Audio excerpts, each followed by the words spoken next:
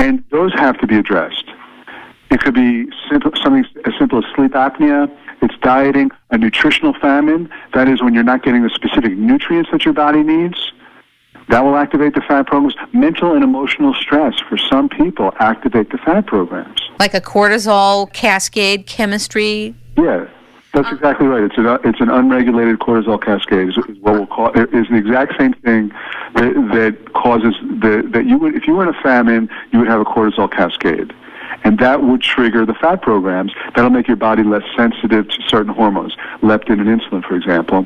And that'll cause your body to hold on to weight. That'll cause your body to basically get turned into a fat storage machine. And the interesting thing is, there's this bias that overweight people should just eat less, and they're just weak and undisciplined. And that is so clearly, from the current research that's out there, not the case. If you were to give a doctor who said, the doctor that you go that tells you just to eat less, if he were to have a cortisol cascade in his body, either through cortisol medication or for stress, he would gain weight. There's no question about it. You give a mouse cortisol, and they'll grow to 3 times their size.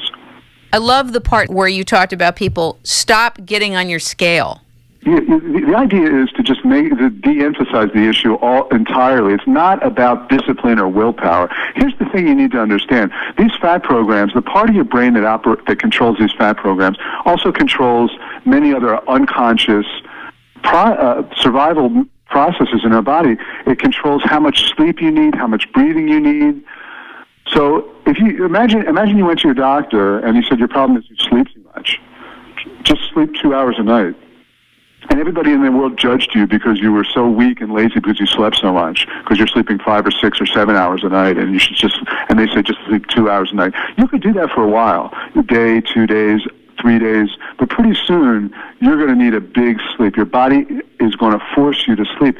That's because your body has the ability to force you to sleep when it decides that you need more sleep. And it's the exact same with breathing, for example.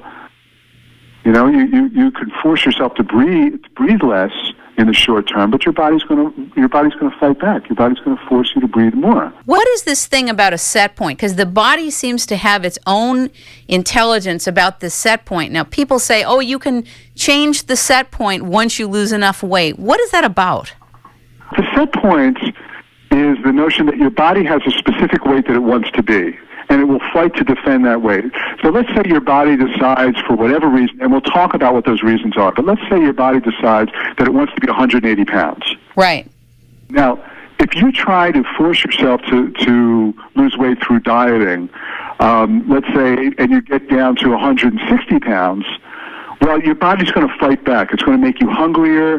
It's going to make you more tired. Your metabolism's going to slow down. Your body's going to become more efficient at storing fat. You're going to crave more fattening foods until you get back to that 180 point. Once you get back to that 180 point, then you're not going to have those same junk food cravings, etc.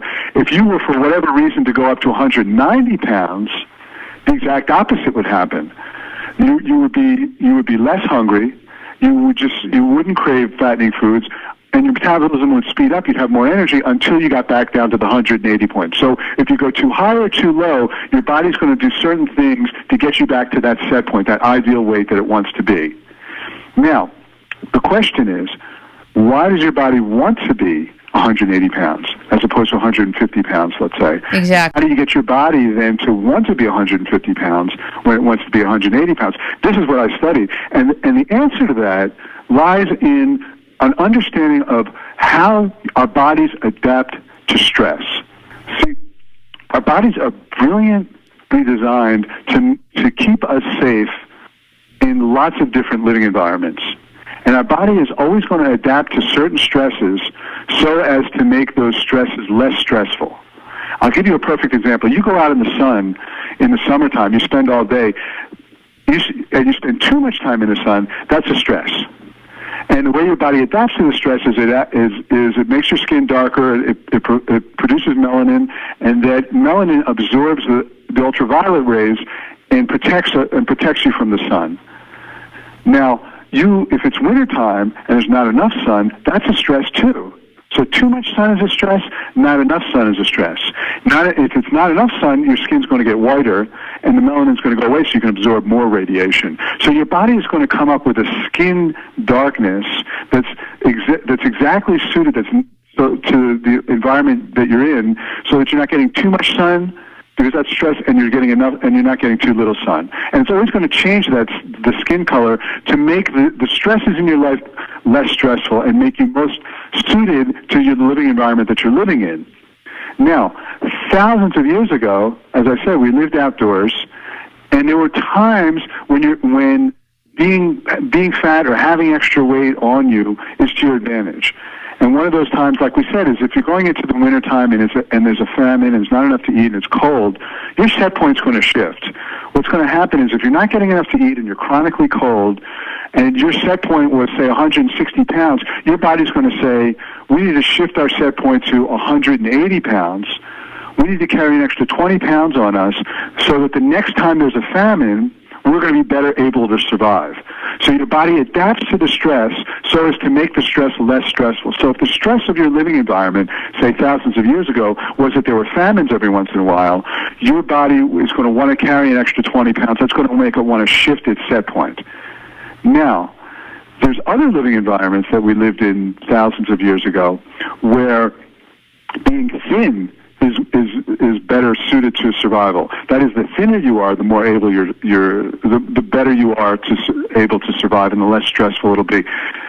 And an example of that is, let's say, rather than living in a cold climate, you were living in a warm tropical paradise, and there's plenty. It's warm, so you don't need the fat to protect you from the cold, and there's plenty to eat. There's fruit, there's nuts, there's berries, there's fish, there's game, and whenever you're hungry, you ate. And by the way, we lose touch with this, but that's a very natural thing, that when you're hungry, you eat.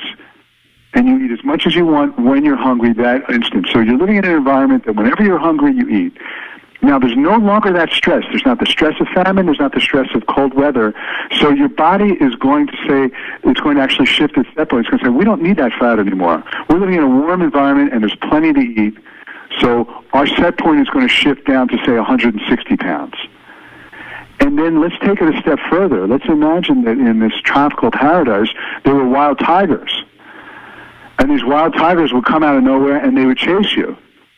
And if you weren't lightning fast, you were dead.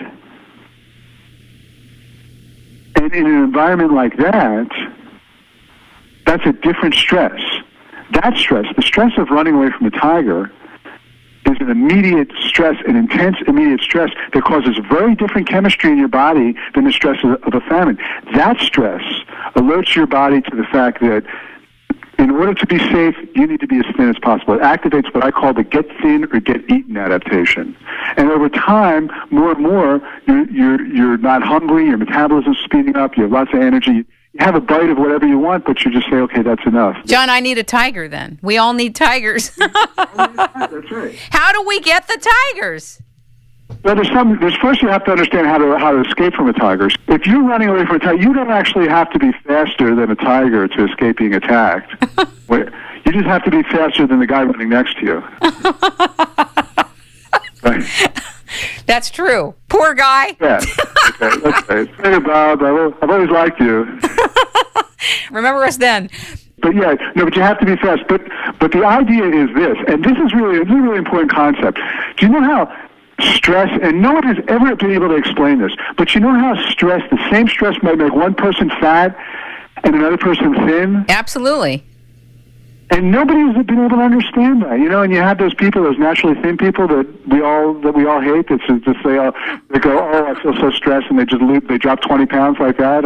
I just watched a friend of mine go through a divorce, and actually I hadn't seen her in 6 months. She must have lost 20 pounds. She's a bone. I was in shock. I was like, how the heck did that happen?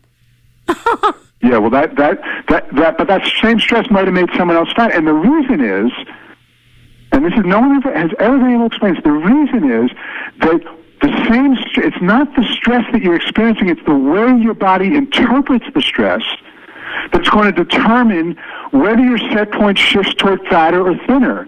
In other words, your body, our mental and emotional stresses, our body confuses those. It doesn't understand them, and it's actually trying to adapt to it. So you're sitting in rush hour traffic, and you're late for work, and you know your boss is going to be mad, you could lose your job, and all this kind of stuff. And that's causing stress, and that stress is causing chemistry in your body, and your body is